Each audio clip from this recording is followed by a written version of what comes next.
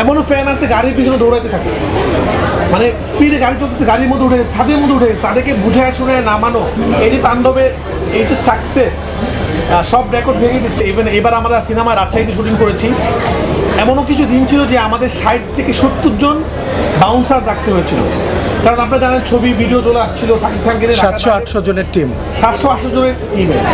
তো কোনো দিন 100 জনের মতো মানুষ আমাদেরকে প্রোটেকশন দিয়েছে। সাকিব খানের মতো মানুষ মেগাস্টারকে নিয়ে ঢাকার বাইরে হাজার হাজার লক্ষ লক্ষ মানুষ সেখানে সেভ করে নিয়ে আসার জন্য আমরা আসলে ধন্যবাদ দিতে চাই যে যারা আমার সাথে সবসময় থাকে।